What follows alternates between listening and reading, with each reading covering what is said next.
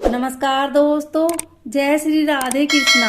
आज हम आपके लिए कार्तिक महात्म्य का 7वां अध्याय लेकर आए हैं। अध्याय सुनने के बाद आप हमारे चैनल को सब्सक्राइब करें, बेल आइकन को प्रेस करें ताकि हमारी वीडियो की नोटिफिकेशन सबसे पहले आप तक पहुंचे। वीडियो को लाइक और शेयर जरूर करें। मंगलकारी श्री हरि का सच्चा नाम ध्याऊं, कार्तिक मास महात्म्य का 7वां अध्याय बनाऊं। नारद जी ने कहा, हे राजन, कार्तिक मास में व्रत करने वालों के नियमों को मैं संक्षेप में बतलाता हूँ, उसे आप सुनिए। व्रती को सब प्रकार के आमिष, मांस, उड़द, राई, खटाई तथा नशीली वस्तुओं का त्याग कर देना चाहिए। व्रती को दूसरे का अन्न ग्रहण नहीं करना चाहिए, किसी से द्वेष नहीं करना चाहिए और तीर्थ के अतिरिक्त अन्य कोई यात्रा नहीं करनी चाहिए। देवता, वेद, ब्राह्मण, गाय, व्रती, नारी, राजा तथा गुरुजनों की निंदा भी नहीं करनी चाहिए। व्रती को दाल, तिल, पकवान व दान किया हुआ भोजन ग्रहण नहीं करना चाहिए। किसी की चुगली या निंदा भी नहीं करनी चाहिए। किसी भी जीव का मांस नहीं छूना चाहिए। पान, कत्था, चूना, नींबू, मसूर, बासी तथा झूठे अन्न का भी प्रयोग नहीं करना चाहिए। गाय, बकरी तथा भैंस के अतिरिक्त अन्य किसी पशु का दूध नहीं पीना चाहिए। कांसे के पात्र में रखा हुआ पंचगव्य, बहुत छोटे घड़े का पानी तथा केवल अपने लिए ही पका हुआ अन्न प्रयोग करना चाहिए।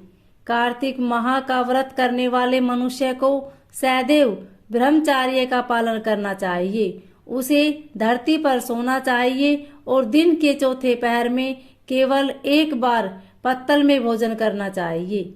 व्रती कार्तिक माह में केवल नरक चतुर्दशी, जिसे छोटी दिवाली भी कहा जाता है, के दिन ही शरीर में तेल लगा सकता है। कार्तिक माह में व्रत करने वाले मनुष्य को सिंगाड़ा, प्याज, मट्ठा, गाजर, मूली, काशीफल, लौकी, तरबूज, इन वस्तुओं का प्रयोग बिल्कुल नहीं करना चाहिए। रजस्वला, चांडाल, पापी, म्लेच्छ, पतित, व्रतहीन, ब्राह्मण द्रोही और नास्तिकों से बातचीत नहीं करनी चाहिए। भगवान विष्णु को प्रसन्न करने के लिए अपनी शक्ति के अनुसार चंद्रायन आदि का व्रत करना चाहिए और उपयुक्त नियमों का पालन करना चाहिए। व्रती को प्रतिपदा को कुम्हेड़ा, द्वितीया को कटहल, तृतीया को तरुणी स्त्री, चतुर्थी को मूली, पंचमी को बेल और षष्ठी को तरबूज, सप्तमी को आंवला, अष्टमी को नारियल, नवमी को मूली, दसवीं को लौकी, एकादशी को परवल और द्वादशी को बेर, त्रयोदशी को मट्ठर, चतुर्दशी को गाजर तथा पूर्णिमा को साग का प्रयोग नहीं करना चाहिए। रविवार को आंवले का प्रयोग नहीं करना चाहिए। कार्तिक माह में व्रत करने वाला मनुष्य यदि इन शाकों में से किसी शाक का सेवन करना चाहे तो पहले ब्राह्मण को देखकर ग्रहण करे। यही विधान माघ माह के व्रत के लिए भी है।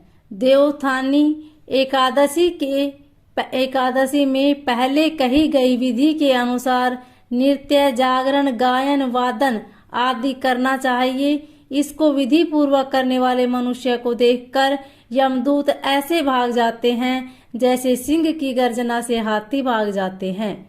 कार्तिक माह का व्रत सभी व्रतों में श्रेष्ठ है। इसके अतिरिक्त जितने भी व्रत यज्ञ है वह 1000 की संख्या में किए जाने पर भी इनकी तुलना नहीं कर सकते, क्योंकि यज्ञ करने वाले मनुष्य को सीधा वैकुंठ की जिस प्रकार राजा की रक्षा उसके अंग रक्षक करते हैं, उसी प्रकार कार्तिक माह का व्रत करने वाले की रक्षा भगवान विष्णु की आज्ञा से इंद्र आदि देवता करते हैं। व्रती मनुष्य जहाँ कहीं भी रहता है वहीं पर उसकी पूजा होती है, उसका यश फैलता है। उसके निवास स्थान पर भूत पिशाच आदि कोई भी नहीं रह पाते। विधि पूर्वक कार्तिक माह का व्रत करने वाले मनुष्य के पुण्यों का वर्णन करने में ब्रह्मा जी भी असमर्थ हैं। यह व्रत सभी पापों को नष्ट करने वाला, पुत्र पौत्र प्रदान करने वाला और धन धान्य की वृद्धि करने वाला है। ओम नमो भगवते वासुदेवाय।